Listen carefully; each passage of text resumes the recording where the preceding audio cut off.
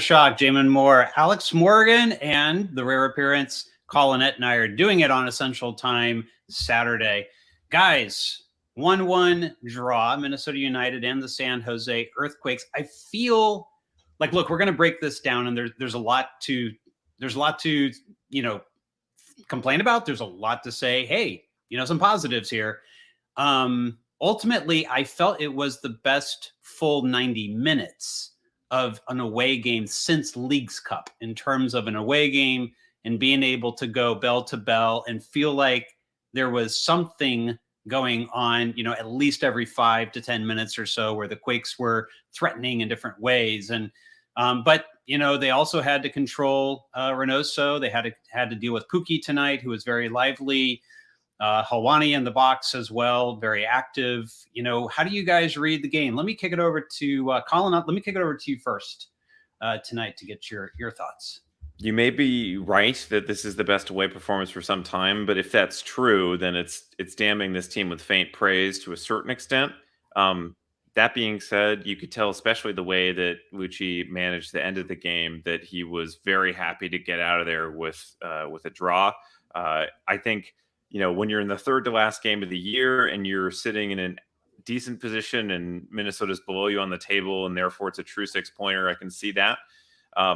So yes, I think that they looked a little bit more competent, a little bit more dangerous than they have in some recent weeks or some recent months, really, away from home. So overall, solid performance, but it was certainly not a strong performance. It was not a confidence-giving performance. It was just solid. But at this point, 3 games, at third to last game of the season, that's kind of all you can really ask for. I think there's some very interesting tactical stuff that we can get into, but the choices that were made, it's interesting that the team hasn't seemed to find itself still. And, here we are, the third to last game of the year. Luchi dialed up something interesting, but the fact that it's something new is kind of unusual. So, Alex, you and Robert Jonas held court on a very exciting Aftershock last week. Really well done, guys. Even though I disagree with elements of it, I wanted to let you guys run it, and you guys did a great job. Was Luchi Gonzalez watching the Aftershock? Because literally everything except Paul Maurice starting was that you talked about on the show came out in the starting lineup tonight, and a nice surprise with Jack Skane returning to the 20 and even getting onto the field later in the match. How do you feel this lineup that you kind of asked for performed tonight? Look, I think the changes that Luchi Gonzalez made tonight were obvious. I think that midfield obviously needed a refresh. Carlos Guerrero has been asked to play basically every minute of every game this entire season. And so to get Nico Shakiris in the starting lineup was a positive. It was good to see a midfield with Jamir Montero, Nico Shakiris, and Jackson Ewell. I think I still would like to see Nico Shakiris higher up the field playing in that 10 role when the Quakes are building out of the back. I don't think Luchi Gonzalez took it as far as he could have, but I like the fact that he was willing to change something to inject some energy into this midfield and into this offense, because it has not been good enough since the Leagues Cup break. And that's why it felt like maybe one of their stronger away performances since then, Jamon. It's because they've got 2 wins in 9 MLS games since then.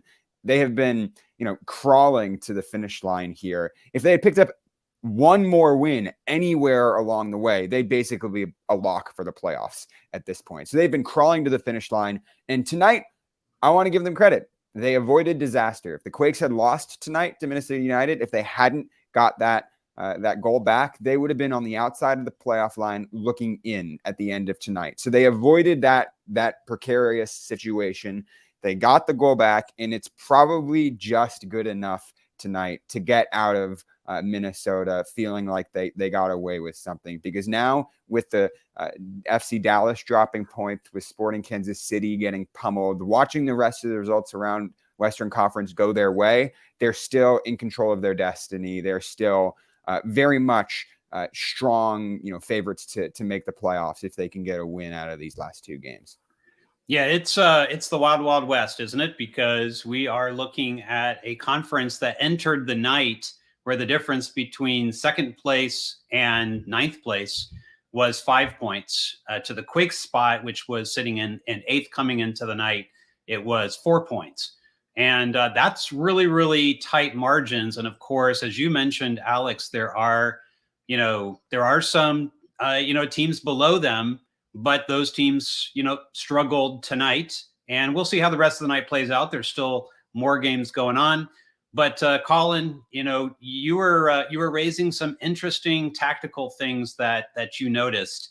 While we're waiting for Luchi Gonzalez on the press conference to start here, give us kind of your tactical observations about how this kind of different lineup, but still playing a 4-3-3, still playing without really probably a true 10. Still kind of pressing in a very similar way as they have been. It felt like, to Alex's point, she went somewhere, but he didn't go all the way in a particular direction. But regardless, it had its effects on the way that this game played out. So where do you see it? I don't even know if I agree with the idea that this is a 4-3-3 anymore. From the beginning, you see that the way that Nico and Yul relate to each other is much more similar to a double pivot. Now, Nico is given a lot more freedom to roam up the pitch, than perhaps you would in a true double pivot system. Alex Morgan, apparently, you look at that one. If there is a positional map here, you will see that the way that they relate to each other, average positioning, that they truly did sit side by side when deep in possession. And that's quite different than the way that a true 4-3-3 sits. Now, of course, the third of that three is Montero, who is playing up at the top. I don't even think it's arguable that there was a kind of a double pivot system in place. Now, this is a huge problem in this game because they couldn't cover for a fairly left. The left side of the defense was very fragile. So Miguel Trauco, good on the ball, not necessarily a great defender. You have Matt Hoppe playing as a true winger. He's not playing like a wide left attacker here. He's playing, deep in line with the center. You're having two lines here. You watch when they're out of position. This is what I mean when I say it's inarguable. It's a 4-3-3, 4-4-2. Is you see they have two banks of four when they're defending. So if you have Hoppe all the way back, he's not necessarily used to that role. He's not necessarily a defensively oriented guy. You have Trauco, who's a suspect defender. You have Beeson, who is a perfectly adequate but not a stellar center back, and you don't have any Gruezo to cover for them. That is a very flimsy defensive system to send out there. Now, does it create certain opportunities going forward that wouldn't have been there otherwise? Absolutely. But you saw that Minnesotans were attacking that side over and over and over and over again, and they did eventually get their goal. Now, there's a lot of things that went wrong in that goal, but Miguel Trauco completely lost Timo Pukki at the backside of that play. You can see when he notices that Pukki has gotten entirely by him. You can see it in his face. But then, Luchi switches up the system. He switches up the personnel to actually match the system. It's about an hour into the match. All of a sudden, that 4-4-2 gets even truer when they get Gruezo on, when they move Hoppe up top and Cowell over to the left, Paul Marie, a more defensively solid left back. And all of a sudden, for me, the system that had sort of been in place from the beginning matched the personnel. So I think that it was a weird situation for me where it seemed like the personnel moved in an attacking direction. The system, though, wasn't really designed around their strengths. I do like the idea of Nico and Yul as kind of the deeper central midfielders, though, because they're really press resistant, and that's really important in the modern game. But the problem is they weren't really set up in a way to press high, or to take advantage of their strengths. So I think it was better personnel, not necessarily a better system until it clicked into place later on. And I don't think it's a coincidence that the goal came shortly thereafter, although one substitution later than that. So before I switch it back over to Alex, Colin, if you could jump in here, what do you see as the solution to that while keeping this team a little bit more attacking, a little bit less predictable than they have been, with the normal configuration that they've been running out there of Cowell on the left, Montero in the left half space, and Gruezo behind him? Well, I think that the fact that Montero coming off and then you have Hoppe going up to the top of the formation with Kate on wide left, all of a sudden things starting to make more sense. That kind of answers the question right there. Montero is a good player, but he is not a piece of any of the systems that have worked this year for me. He's kind of a very specific piece. He's a good player. He just fits in a particular way. And if the entire team is oriented around that style of playing in that position, great. The problem is, especially if you're really trying to kind of press your offensive advantage, having him play as the second striker when he has that little ability to create in the final third or to score himself is a huge problem. So I would say it's a Montero-shaped problem, and I think the Quakes are going to have 2, maybe 3 games left of that problem before we see the end of it in this offseason. All right, Colin, you got me on board with that half of the answer. I can get where you're saying. I liked that second half shape also because I think Matthew Hoppe is better when he's playing through the middle. I don't think his 1v1 skills are amazing. What I do appreciate about Matthew Hoppe is that he is going to keep running at guys. He's going to keep causing problems, and he's going to turn up in good spots. And you can maximize the impact of that when he's playing in the middle. When he's out wide, he was sending in good crosses. He was making turnovers, but oftentimes he'd kind of just run into his defender and there'd be a loose ball out wide, which is not nearly as dangerous as a loose ball at the top of the box. So I think if you put Matthew Hoppe central and commit to that more empty bucket 4-4-2, I think that would make this Earthquakes team better. Now, I didn't agree entirely with what you were saying about the first half shape. I think it's absolutely clear, and you're absolutely right, that they play with 2 banks of 4 and then 2 forwards when they're defending. That's inarguable. As I said, I think the shape when they're building out is a little bit less clear than the way you're making it out. I mean, I don't really think it's worth I'm not going to die on the hill that it's a 4-3-3 or it's a 4-4-2. I think at some point it's just semantics. I will say that I think Nico Shakiris tends to receive the ball, with his back facing goal or on the half turn more often than not in the build out. And to me, that indicates that he's playing a little bit higher as an 8 rather than as, a number 6 in an empty bucket 4-4-2. Him and Jamon Montero tend to be making runs from the kind of the forward line, dropping back into the middle. So I think that's one of the ways in which it looks a little bit more like a 4-3-3 to me. But I actually don't see that mattering so much as the personnel that you have in there and making sure that you get the right guys on in a way that clicks. And I think there's a comment here from Daniel that actually it might not be this one. Daniel's had some multiple good comments tonight, but there was one further back where Daniel was talking about the midfield. Oh, okay. I'll look for it. He was talking about Jackson Ewell as a number 6, and I have to say, Jackson Ewell as a number 6 worried me a little bit today. He was fine in the build out, but in the second half, he got tired. I think he reached his limit. And I think Carlos Grezzo offers a lot in that second half, just cleaning up at the back. And I think that's really how the Earthquakes allowed that goal, is when, Nico Shakiris lost the ball high up the field. Nico and Mira really turned off. Neither of them bothered to track back at all. And I was, quite frankly, apoplectic by that decision, because this is a game that's going to get the Quakes into the playoffs. To have your 2 midfielders shutting down when you lose the ball and 0-0, that's just inexcusable to me. And Jackson Ewell, I could have done better. He at least bothered to jog back. I think he could have done better. I think the entire back line could have done better. But to me, the real issue is that I'm still not certain that this is the right configuration in the midfield. And I think that the reason I agree with the second half of your comments, Colin, is I just think it's Jamon Montero's role still doesn't make a ton of sense to me. I still don't think he was really contributing much going forward tonight, enough to justify his starting position. And I think that Luchi Gonzalez needs to imagine this midfield beyond Jamon Montero.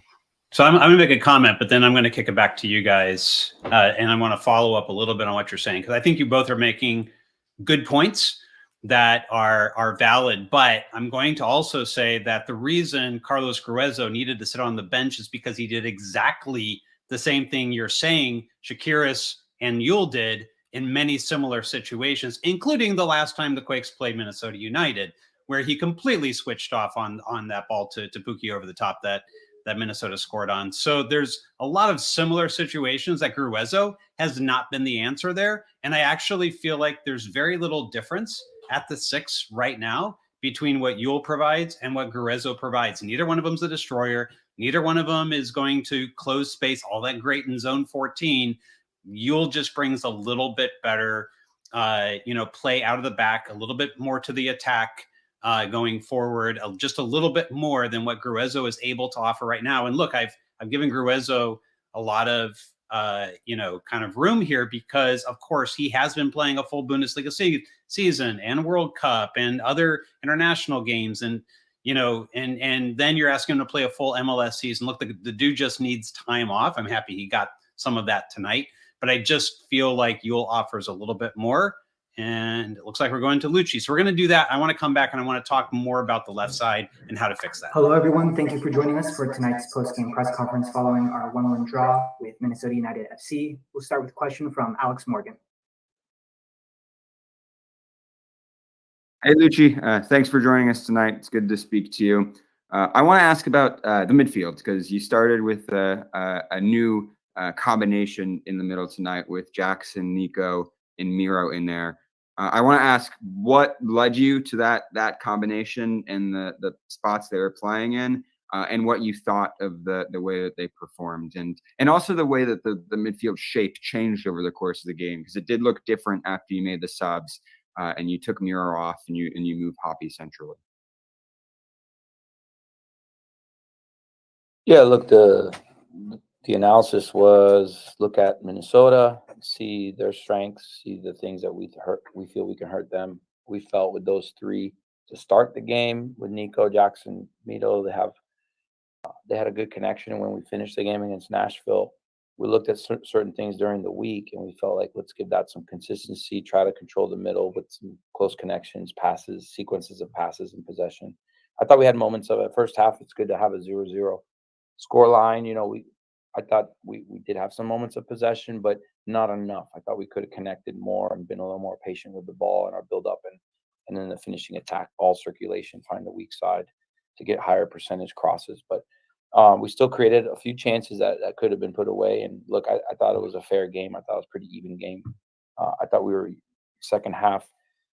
We actually started the half quite well, and in a transition moment, man, they have special attacking players, and they hurt us in transition. So then we're down 1-0, and we responded with some aggressive subs, that guys that we think can give us some verticality and speed and take the game to another gear, and they did that. So we went into that 4-4-2, got Hoppy central, a little more aggressive, maybe a little less control of the middle, but at least guys looking to run in behind and drive at their back line, and it paid off with a great goal with a Christian cross to Paul, and overlapping and attacking minded left fullback. So, and then at the end, it was important we closed it. The point was going to be very valuable.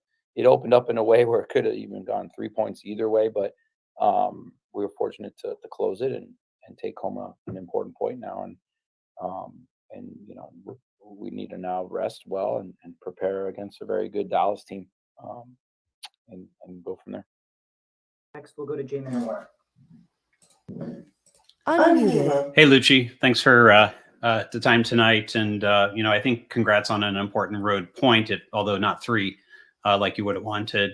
1.44 XG according to Opt on both sides tonight, 14 shots on both sides. It did feel a bit like your kind of most even and complete away game in quite some time, in terms of the way that the game played out.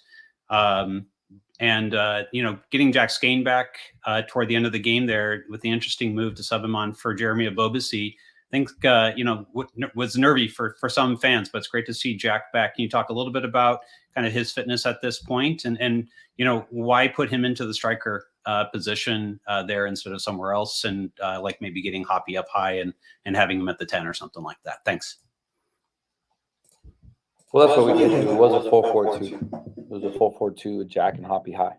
So, and Hoppy's got hops, he's got ups, and he's a big boy. But, at the end of the day, it wasn't about that. It wasn't trying to play with a physical target and flick balls. It was about getting guys on the field that, Jabo put in a great shift. He worked hard. He had a good, second half, I thought, especially he had some good hold up play, and we just wanted some freshness. And even though Jack is a different profile, with a different physicality, he's got speed, power. He can play between the lines. He runs in behind, and he's super active in the box. So, it was a 4-4-2 with Jack and Hoppy to push the game and give us some different things, different options. And Cade and Christian continue to run the wings and give us wide play. So that was the idea behind that.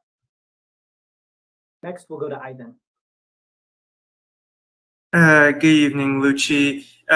Knowing that Minnesota had a game in hand, that certainly added a lot of pressure, knowing that if the score remained 1-0 Minnesota, that would completely swing the momentum in their favor. And while they still have that game in hand, at least you skip the draw and keeping that distance between the two teams the same. So how does that result affect any sort of momentum, pressure, confidence going into another road game? Look, it's a huge point.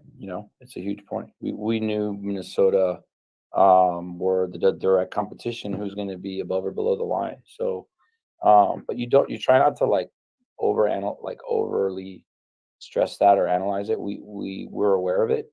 We did some configuration about like what we control and then focus on like ourselves, be us, focus on our process, our attitudes going into the game, and whatever happens, we give it our best. We leave it all on the field and we play the best that we can in our way and the best way that we can, representing our identity as San Jose. So the response was excellent, and getting that point now and looking at it in a calm way, it's like, yeah, that was a huge point, because it does keep things in a position to hopefully control our destiny and be in the driver's seat. But look, we got some tough games ahead.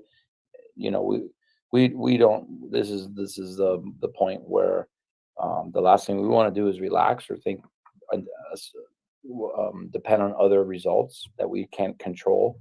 It's about what we can control, and it's all about Dallas now. We'll take a second question from Alex Morgan. Hey, Luchi, thanks for taking a second here. I want to ask about Paul Marie, getting subbed on, scoring the goal. It seemed like he was maybe out of the rotation a little bit in the month of August, towards the end of the summer there, only getting a few minutes on as a sub. But got the start against Portland, has had some more consistent minutes recently. What are you seeing from him? How do you feel like the trajectory of his season has gone? Look, Paul's played, I think, in every single game he's been available for. So starting or not, he's been in rotation. He's been involved, right? And he's important. I think he's a starting caliber fullback / wingback, not just for us, but for the league. And we re-signed him. We extended his contract because we value him a lot, and we want him for future seasons. So proud of his mentality. Being ready no matter what, starting or not, knowing that the game will have a role for him, and he came in and showed that. So really proud of him, and that shows what kind of a teammate he is to this group. Thank you, everyone. To honor the travel wishes of the team, this will be the final question of the press conference. Thanks, guys. Good night.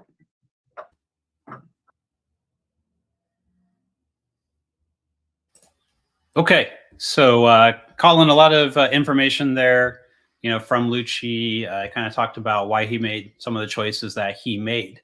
How does that kind of information, influence, what you kind of came in understanding in terms of the tactical plan for the game?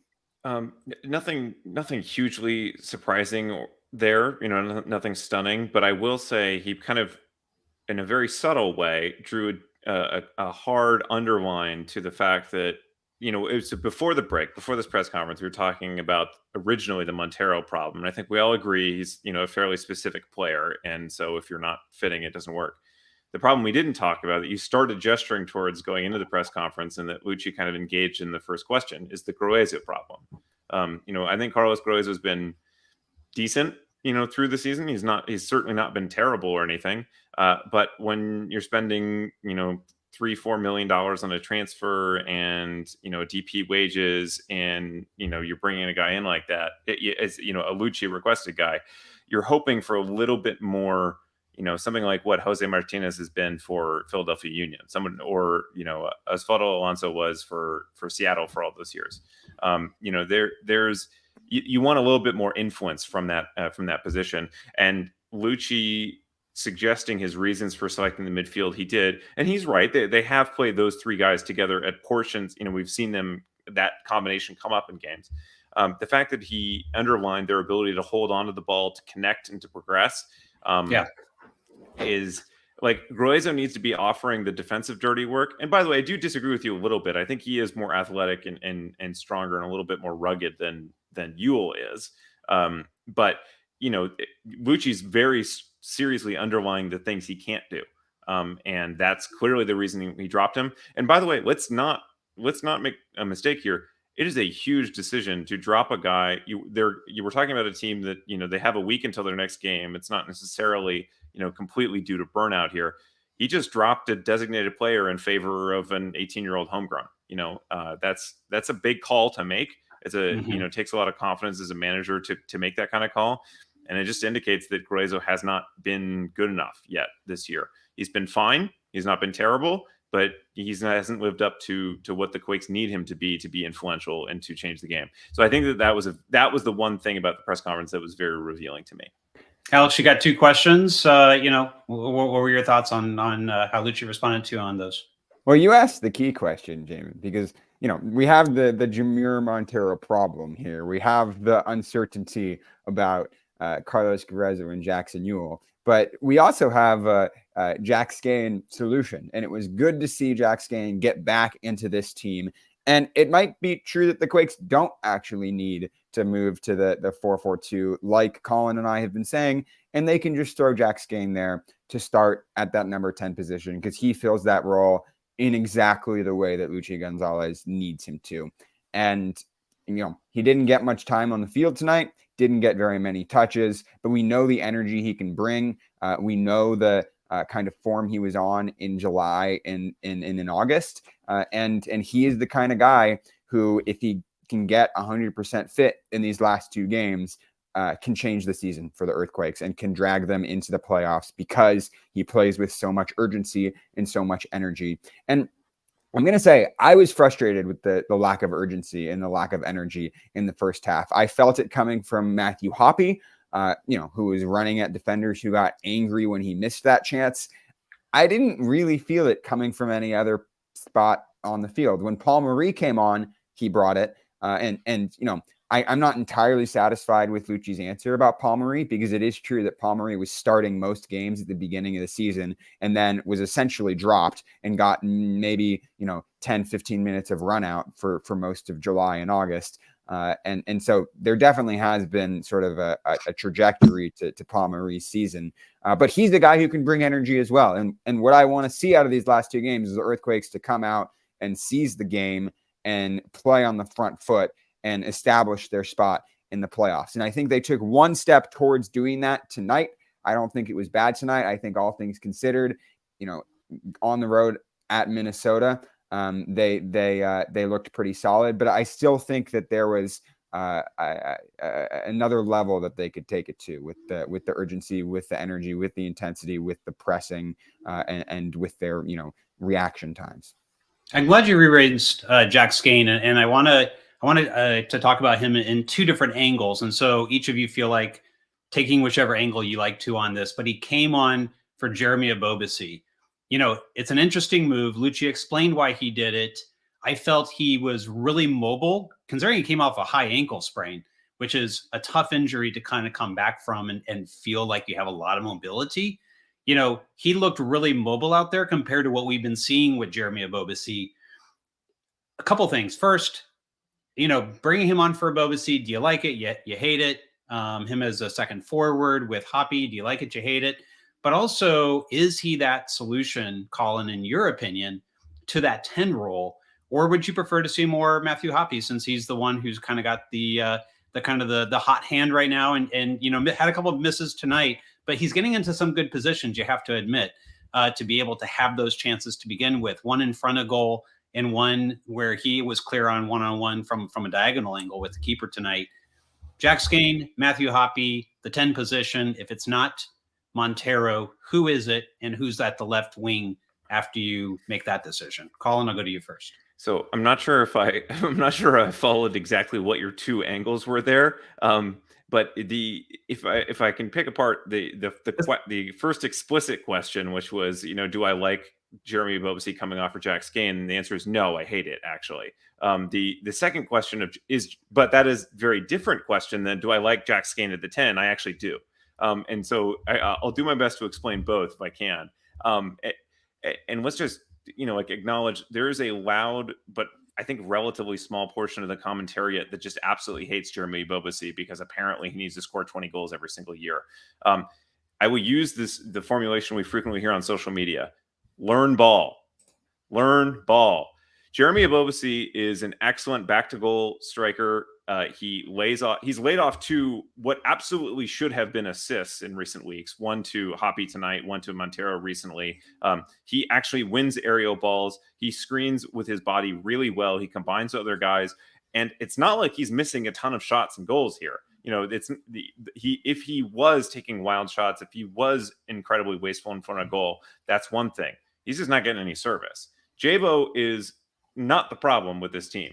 The second, and by the way, I think that led to significant problems at the end of this game when you put on Scan for Ebobisse, because by the very end of the game, you have Scan all alone up top. And yes, he can run around and be mobile, but the problem is there's no plan for possession, especially given that they went to this, 3 at the back formation. You have 2 central midfielders. Everyone's sitting incredibly deep. You have Skahan running around on his own up top. There's no plan to hold on to the ball, and that just leads to more and more pressure being dealt there. Now, Ebobisse does run himself into the ground every match. Maybe he did need to come off.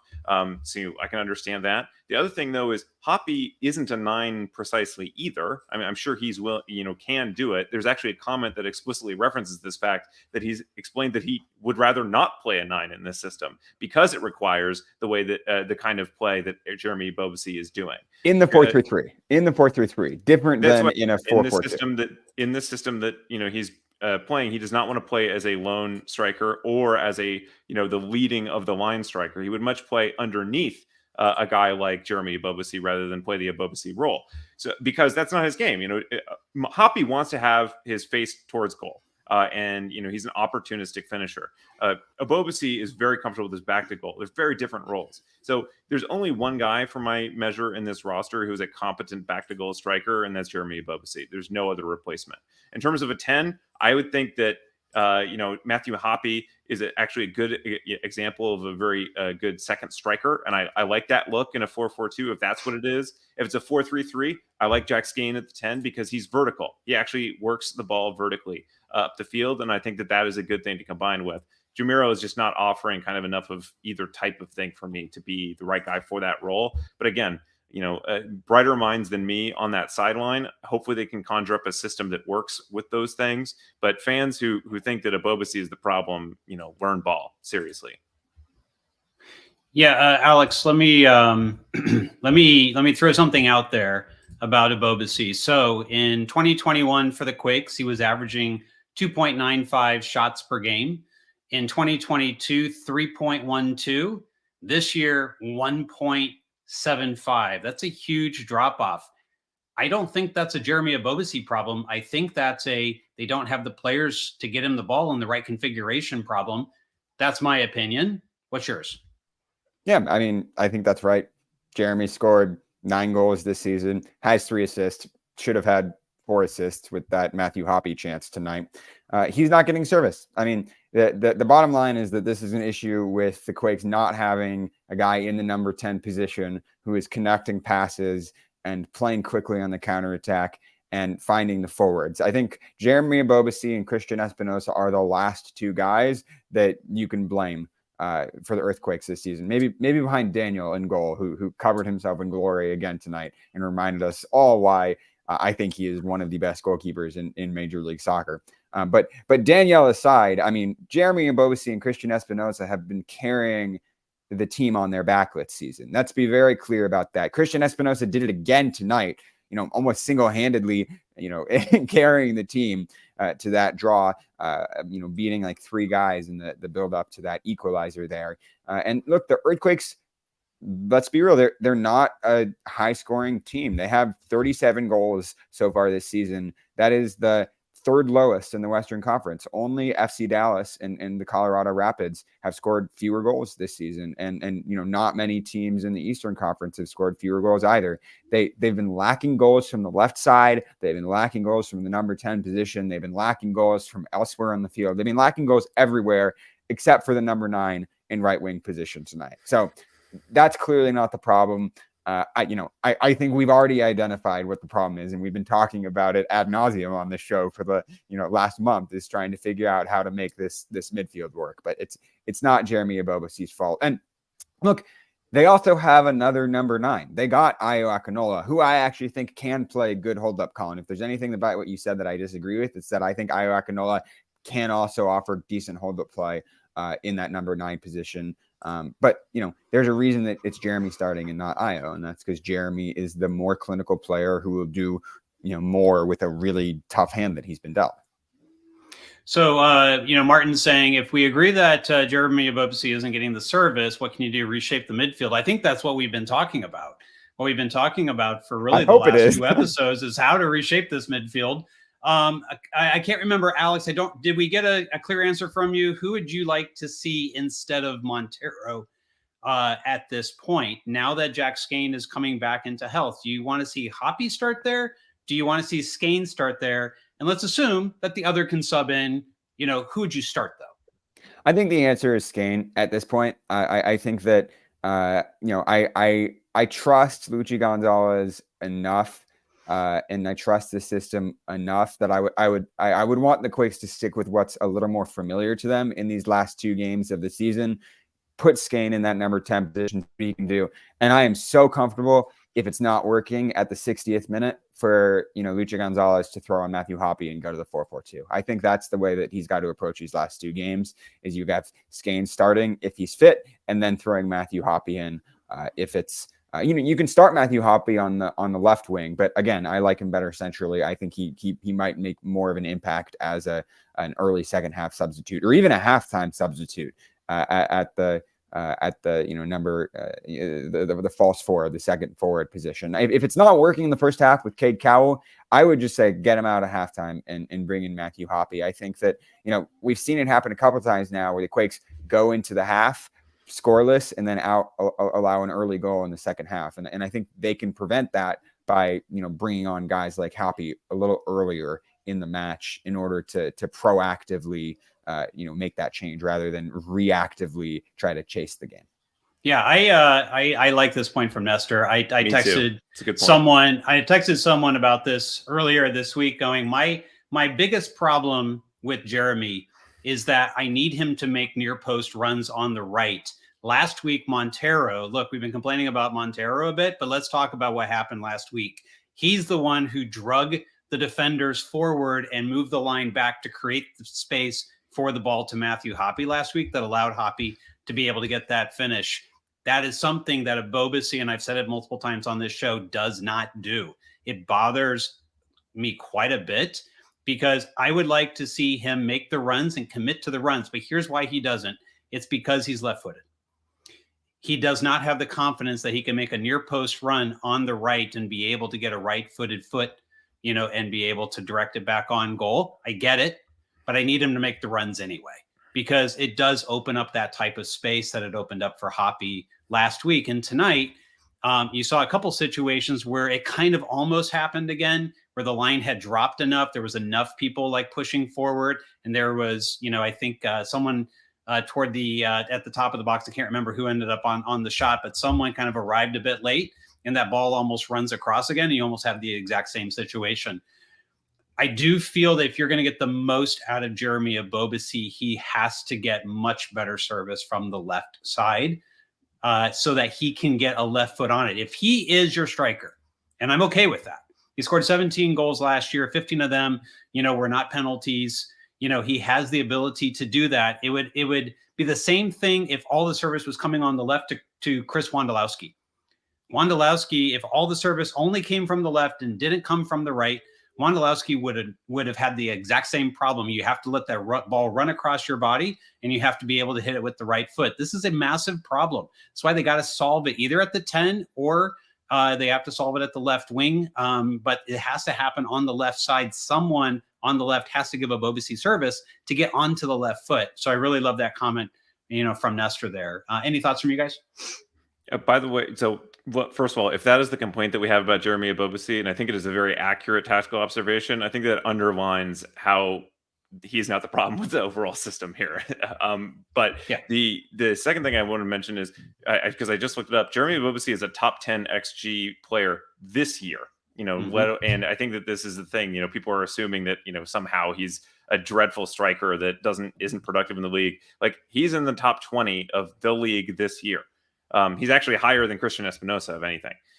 Christian Espinosa has wildly outperformed his XG this year, which is obviously delightful for us as fans, but it's not necessarily a representative of, like what's actually going on. But yeah, no, look, that, we've been focusing on the center of midfield because that usually sets up most of the other things. But look, the other thing is, this is the thing that we've been talking about for many months, is the left wing has not been productive. That's why my answer to your question is, if Luchi's going for the 4-4-2, like a very traditional version of that, put Hoppy as the 10. If he's trying to do the 4-3-3 that he was originally trying to do, then it's Scan. Or actually, quite frankly, it might be Chakiris and Yule ahead of Gruezo if you set up in a certain way. I think that might be a setup that he actually trusts more with Scan coming on later. Sorry, this conversation just reminded me that the Earthquakes got a significant offer from a Serie A team for Cade Cowell this summer and somehow managed to turn it down.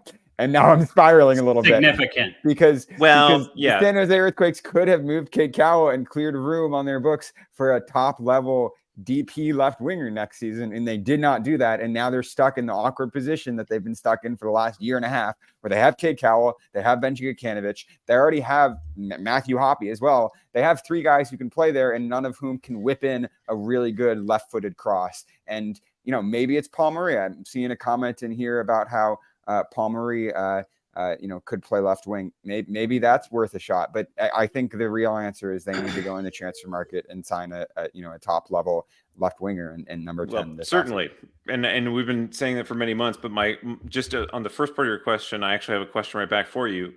You're saying they should have accepted $3 million that wasn't even guaranteed, that you would have taken that offer? I would have taken the offer if it was guaranteed. I didn't see the specifics of the deal. I know that it was, at least technically a loan offer. But I don't know what the triggers were on that. Well, here I'll give. I don't know. Jamon can contradict me if I have these facts wrong, but I have go ahead. Go ahead. $3 million guaranteed. I got the same information I have. Yeah. Go ahead. $3 million guaranteed with some incentives, and it was conditional on them staying up. It was the best offer that came to me. Even a fully guaranteed $3 million is right at the very bottom of the range that I would consider acceptable. And so basically, the Quakes are wagering that they can get at least that or a similar fee in the winter. And there was some potential that if Cade played well, that they could get more. I think that was a reasonable bet to make.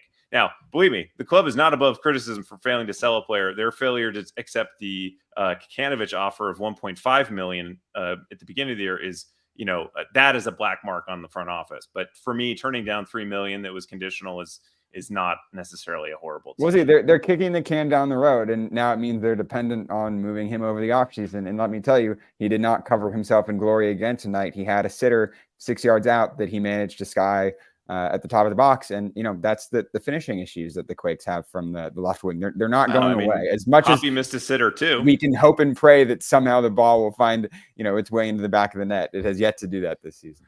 Yeah, Hoppy had a much easier chance. Cade was at least taking something that was fizzing in. We has a defender sliding in on him. Hoppy has an uncontested. He could just pass it beyond the keeper. I mean, these things happen, right? Yeah.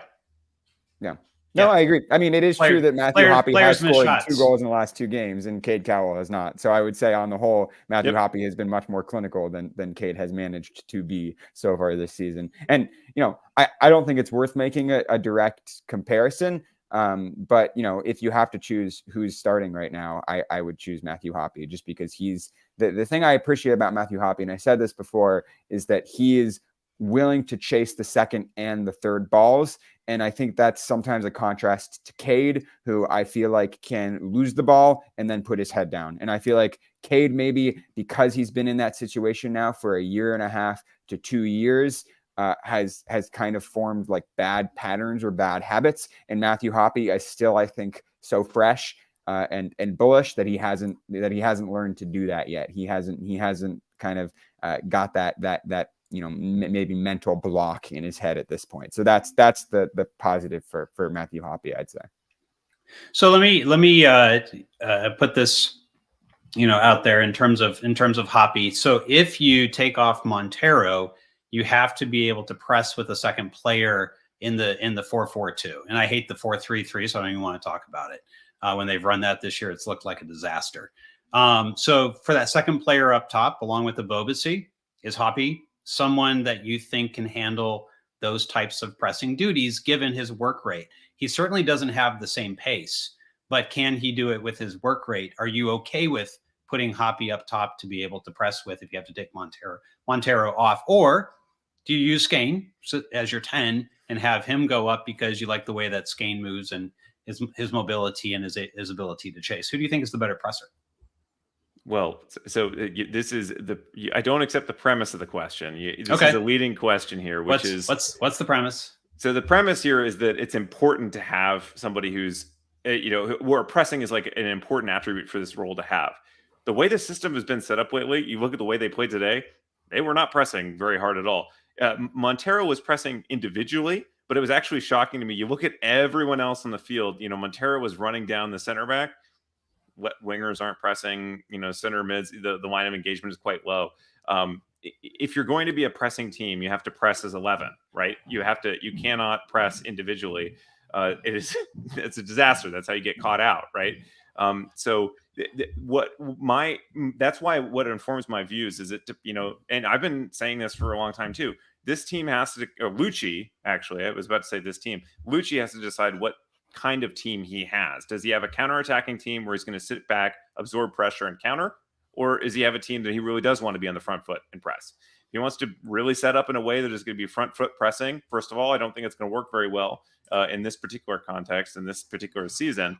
But Skane is the answer, because yes, I agree, he would probably be the better presser. But Hoppe has a lot of work rate. I think that he has that dog in him that he would do it.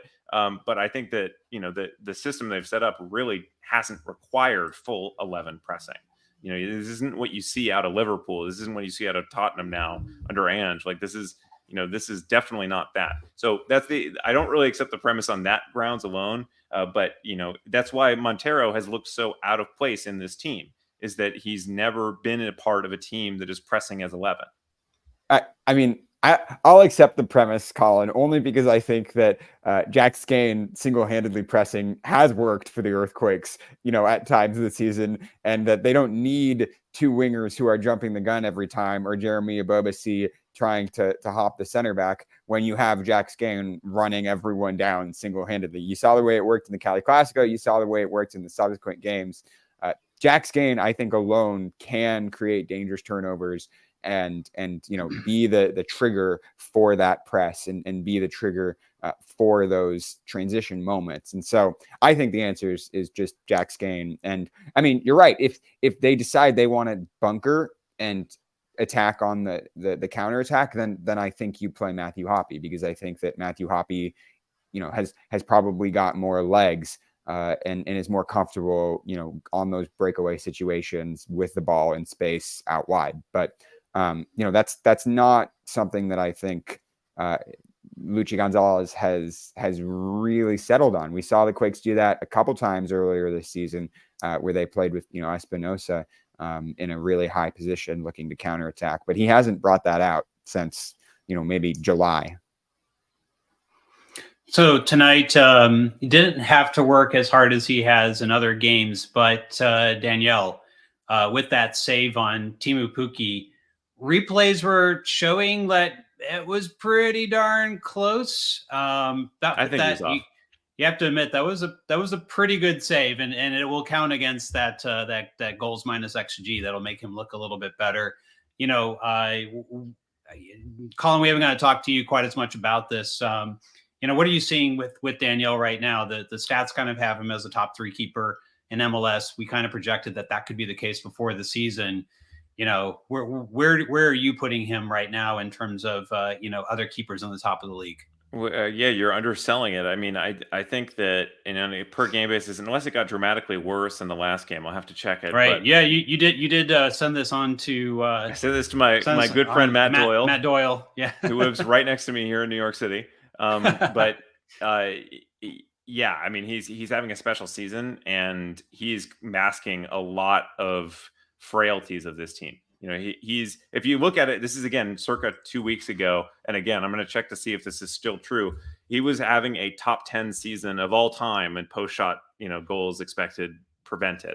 And we're talking like this is on the same order of magnitude of like since 2013. Since that was, I'm so sorry, yes, I should specify since 2013, which is when we started tracking that data through ASA.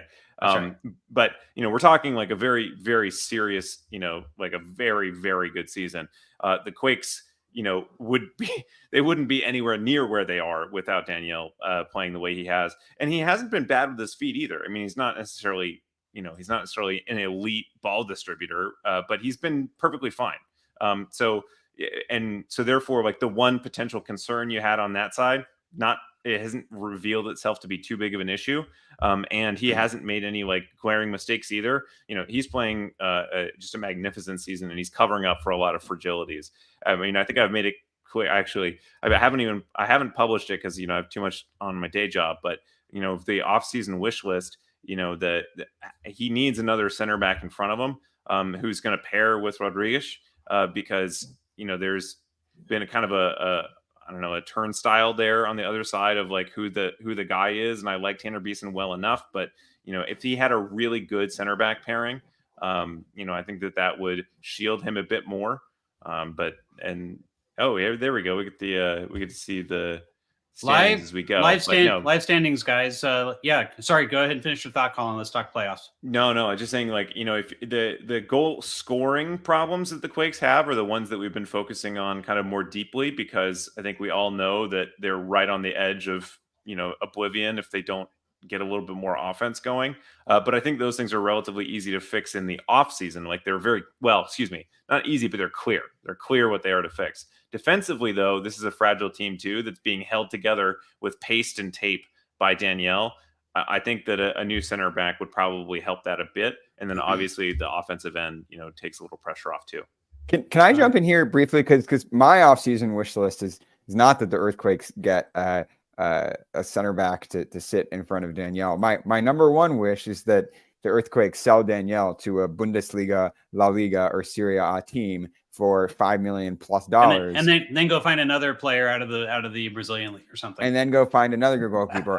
Only because I think Danielle deserves that at this stage in his career. He's 29 years old, which isn't young for a goalkeeper, but let's keep in mind he didn't really get many starting minutes until he was 26, 27 years old. So he's only been a starting level goalkeeper for the last 2 years, and for him to be one of the best goalkeepers in Major League Soccer with one of the best seasons of the last 10 years in Major League Soccer after having put up similar numbers in Brazil, I think that this is the player that is legitimately worth that amount of money and could hop in easily to a top 5 starting team in Europe, and I would love to see that move happen for him, regardless of what it means for the Earthquakes. That's top of my wish list.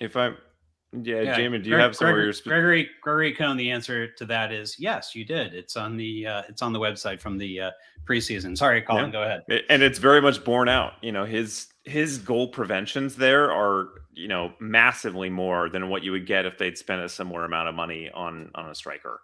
That's right. And I was bought into the thesis before the season started, but I wasn't positive that Danielle would be that level of player. He has borne out the thesis completely. So a huge credit to the analytics staff of the San Jose Earthquakes, because they were the team that was pushing this. Obviously within the front office, there's different teams that have different kind of priorities, and that's kind of by design. Bruno Costa is the scout. They have some other people in the technical staff that you don't necessarily hear about. You have the analytics people. They're all in a big conversation. That is a big win for the analytics team with Danielle. So well done to them. And well done, by the way, indirectly to the broader front office for bringing in a large and serious analytics team to have that kind of information there. Because if you're not going to be top spending team in the league, you got to find other edges, and that's clearly they found one. There has been a change up, by the way, in that team. So some people were asking the question, so I'll go ahead and address it. Lucy within the team is no longer there. However, they have already replaced her with a specific profile that they were looking for. With a very experienced data person that is going to really kind of help their their data in the back end. So there's some change going on in the analytics team, but nothing to be concerned with. They feel very good about the 3 that they have, with the I guess the potential maybe for some additional hires in the offseason based upon what I've heard. So could I loop this back, by the way, as something that Alex was saying earlier about the, go ahead and sell them, for a huge amount of money. This is, it's funny. Alex and I probably have most of the, disagreements here on this show. I could not agree with you more on this one, and it actually points to a bigger theme. Again, for me, the front office and what it has chosen to do is usually they make good decisions. What it's chosen not to do is where the trouble has come for me in many of these instances. And what that really reflects is about selling. I could write in a whole article on this. Maybe I go in a deep dive on this over in the off season. I work in finance, so I'm kind of around the buying and selling traders market a lot. I think it is, generally speaking, you should sell a little bit before you want to sell. It helps to have that attitude, because if you hold on to something that's really valuable, it's, you're liable to behold something that is no longer valuable, especially when you're talking about soccer players who age quickly and their primes can go away quickly as well. So you want to sell, when it's painful, right? You want to sell at a point where you're like, gosh, I'm giving away a really good asset, because that's usually closer to the peak of their value rather than later on. I think that this front office has, again, the Kikanovic thing is brutal. I think that was a dreadful decision. And it is, it's a front office that I admire in many ways, but not making that decision, not selling, means not only you're not getting any of the value that you had for Benji at the time, but you're also not able to recycle those funds back into the team. Good teams are selling constantly because that velocity allows them to keep buying and selling. The Quakes have never really gotten this velocity started. They've barely gotten there with Marcos Lopez. That's about all they've ever done. They need to get the selling going, and they need to sell before they're comfortable selling. Should we put a disclaimer on the show notes here that this is not legally considered financial advice, Colin? Sure. Would that be helpful? Not legally considered gammon tam advice. The good thing is these are the players are not registered securities, so I don't think I'm in trouble here. I would say, Colin, that while me and you might disagree on some of the Quakes transfer rumors, I think that most of the disagreements on the day-to-day Aftershock show probably lie between me and Jamon. I think in terms of tactics, we're probably more on the same page than we're not. So there is a comment in the chat right now. So there is a rumor that Bruno Costa has left the team. I don't have a direct answer on that from the team at this time, so I'm not able to speak to it. But yes, I can acknowledge that there is a rumor that Bruno Costa has left the team. So just a quick FYI. I haven't heard anything, but obviously now I have some text to send. Yeah, exactly. All right. So still a rumor for now, unconfirmed. People appreciating the analysis that you're providing here, Colin. Always good to have you. You gotta sell. You have to be a good seller. You can't just be a good buyer. You have to be a good seller. I mean, Brighton obviously has been an excellent buying club in recent years. They've also been a really, really good selling club. They've sold some, and they've been really good at selling before the value goes out.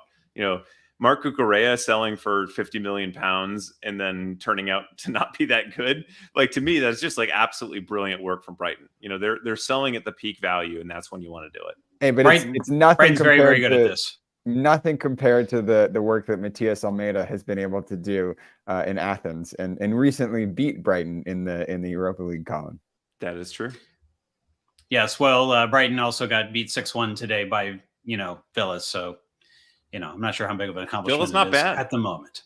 No, Villas pretty good. Fine. But 6-1 is a lot. Well, okay. For those asking about Bruno, he is the head scout of the club. Okay.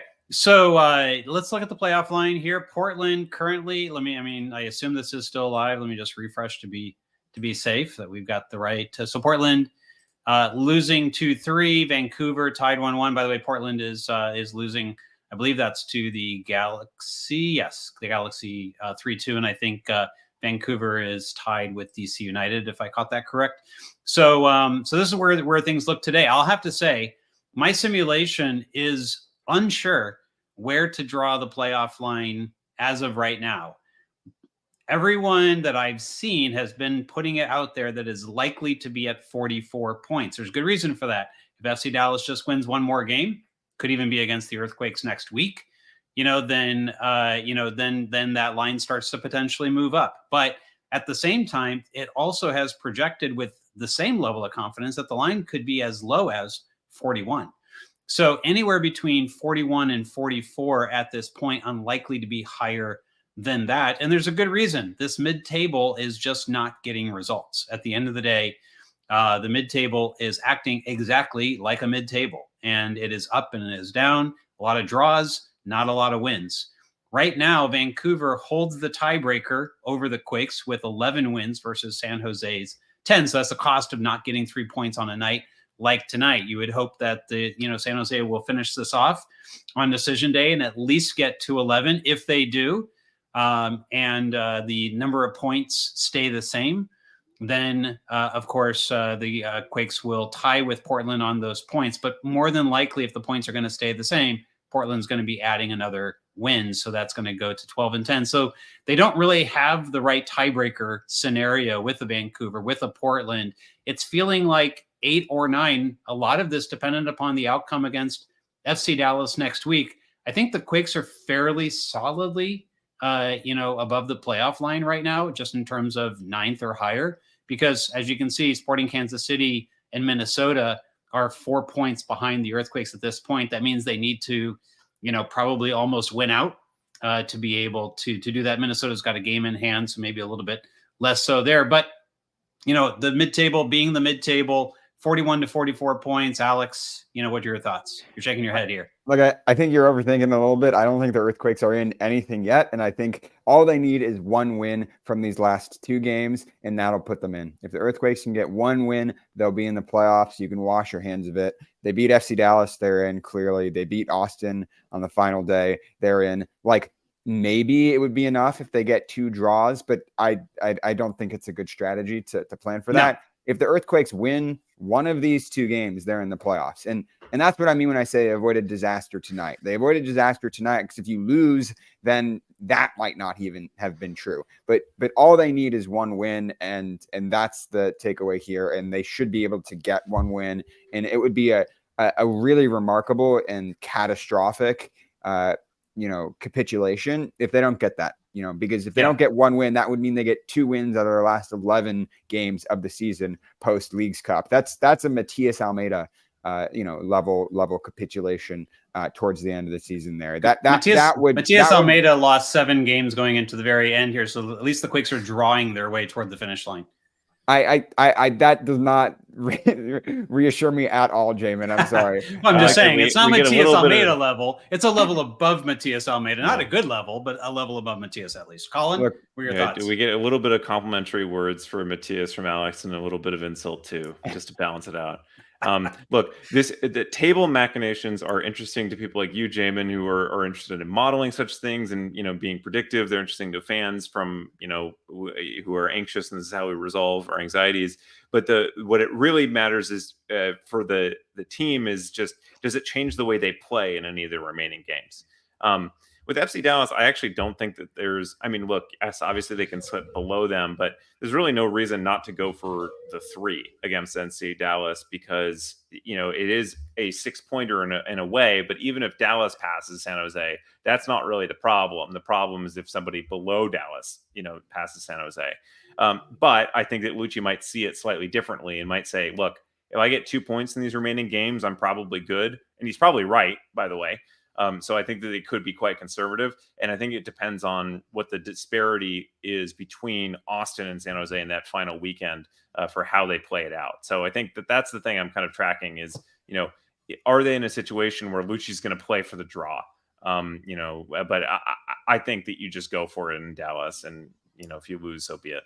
Dallas has a game in hand. So if you get a draw next week against Dallas, they could still go past you with exactly. That's why result. I don't think a draw does anything because Dallas. Yeah, but but if Dallas goes past you, who cares? Because you're still in the playoffs. You care about Sporting and Minnesota and those teams below the playoff line. Well, 8 is a home play-in game. I think that does matter a bit if you're, if you're going to be in 8th or 9th, definitely take 8th. At least But you get to play at home. we're speaking the same thing, because either way Dallas could still pass them. So either way, they still need to go for the win here. I think Luchi is 100% going for the wins, but he also is mindful of game state. I think tonight, once you get down, you got to get back in the game and you got to be able to get a goal. Certainly once they got the goal, they're going to go for a second, which they did.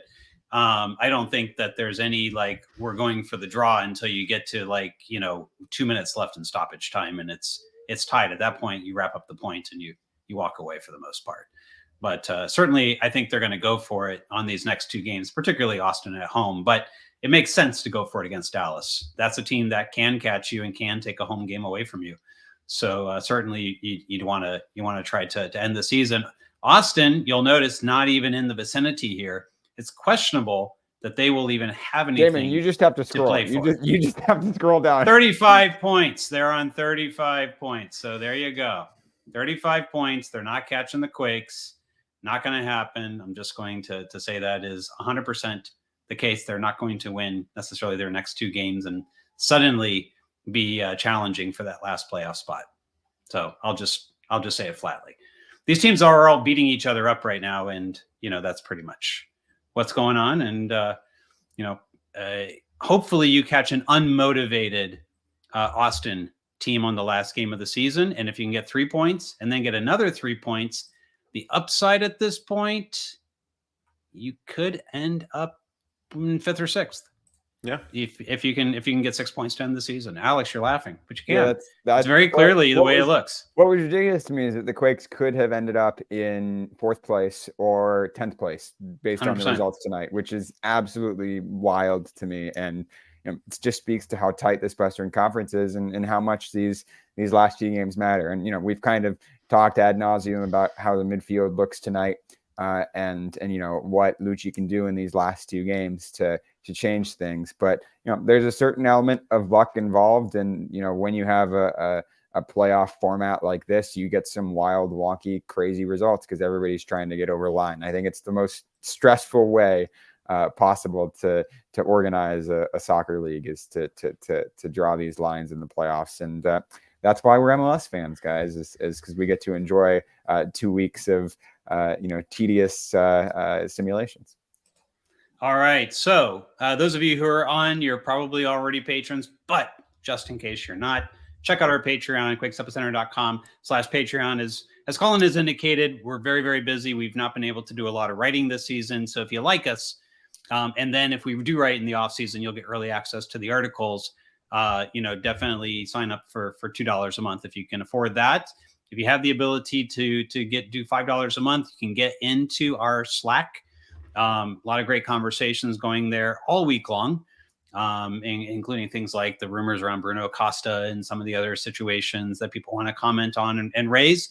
If you want to, talk about how nervous you are about the team, about the playoffs, anything else, you will find a group of fans in there who are every bit as nervous as you, and you can commiserate with them all your concerns that you would like. So if you really, really like us and you've got the money, our top tier is $15 a month. I'd like to go into our final thoughts of the night. So Colin, I'll give you the first shot here. You are not able to be on the show very often, but I think you got some of your big thoughts out on the table. What are your closing thoughts for the night? Yeah, and look, I actually kind of want to do a deeper dive on this later on, but I think what Robert said last week about the ownership situation, really struck me. And, because I haven't been on to say this, but, what John Fisher said was really kind of hurtful to me as a Quakes fan who's, I've been going to games since Spartan Stadium in the 90s, and, the early 2000s, and then Buck Shaw and PayPal. There's a lot to analyze about what it is. One very simple thing that I just want to throw out there is, one way to phrase writing a check on behalf of your soccer team to spend on something is spending, implying it's a cost. Another way to phrase all that is investment. And his investment in the team, in players, in the personnel, that actually grows the value of the franchise overall. And this team is kind of investment starved. PayPal came in at $100 million, which, by the way, is actually remarkable. That is like a really, really amazing achievement to build the stadium for that little money in this part of the world, given how expensive, real estate is and all that.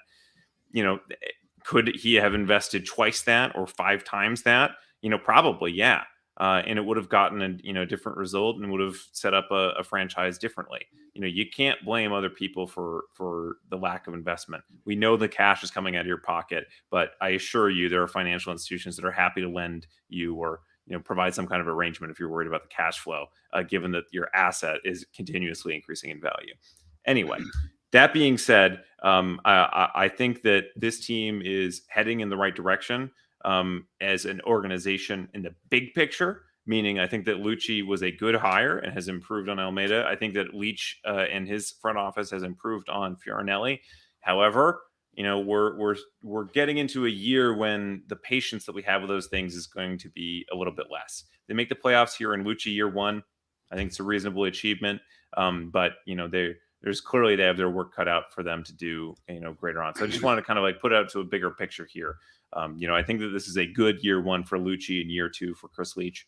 So we should be happy about that part. But there's certainly more work to do. All right. Let me get out of the solo layout there. Alex, you get your final words of the night. What do you want to jump in on? Well, I mean, I find it remarkable, Colin's ability to remain detached, dispassionate, and sort of level-headed about the current playoff state that this team is in, and look at the big picture here, because this was probably the first Quakes game this season where I felt like I was losing my mind because of the Hoppy miss, because of the Cowell miss, because of the lack of tracking back when they went down. And I will say they very narrowly avoided disaster tonight. I think this would have been a lot different show if they don't make that 83rd minute late equalizer. But they have done just enough to, I think, satisfy us now, and we're left kind of racking our brains to figure out what they can do in these last 2 games of the season to get over the line. Are they in a good spot? Yes.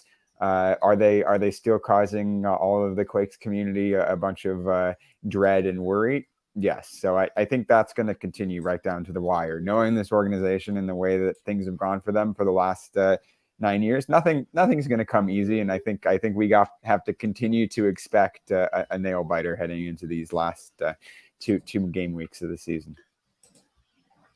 All right. So final words from me. I think this team is, I've been saying it since the second game of the season. I think this is a mid-table team. It's going to finish as a mid-table team. The chance that they're going to be anywhere from 7th to 10th is extremely high. But I do think they're going to land within the playoffs. I think it's going to be almost, and mid-table is improvement, by the way. Mid-table is a huge improvement when they were last in the league last year. Not as much improvement as the Houston Dynamo, but it is an improvement. And I think I think the roadmap for improvement in the offseason is starting to become very clear. Getting the right second center back, getting the right creative attacking midfielder in there, figuring out the left wing situation, all those things, give the Quakes a good roadmap for being able to go forward, largely solve the defensive and goalkeeping, problems that they had last season. This season. So that's where the progress has gone. Unfortunately, it's a team that's gone from 50 goals down to around 36, 37 goals at this point. The actual number is 37. Yeah. So it's a huge drop off, and one that they can't be happy with and certainly needs to be addressed next year. Imagine if this team has scored even 5 more goals, they probably would be around 5th or even 4th, and we potentially would be talking about them fighting to be able to have home field advantage, in their first playoff round of the season. So that's the big difference that this team has to do. That's the level that they have to address in order to be able to get there for next season. Other than that, I agree with you, Colin. I think year 1 making the playoffs with Luchi is the right accomplishment for what this team is. And I don't think anyone in the front office is satisfied at all. They were talking about a home playoff earlier in the season around the LAFC time. I think they're going to be disappointed that they fell short of that. And they largely know, what needs to be done in order to be able to get there. It needs to come in terms of the offseason investments at the top. That said, 2 games left in the season, everything to play for. Huge game, FC Dallas next week. And of course, the Aftershock will be here following the Quakes and FC Dallas to be able to provide you with another post-game show. Thanks to everyone for the great comments tonight. Daniel has a very good point. Don't forget to watch and cheer for the Quakes too. They are in the playoffs. It's confirmed, and they will play St. Louis 2 tomorrow. By the way, this very interesting MLS Next Pro playoff format in which teams got to pick their opponent. The Quakes got picked last. Basically, they were left over.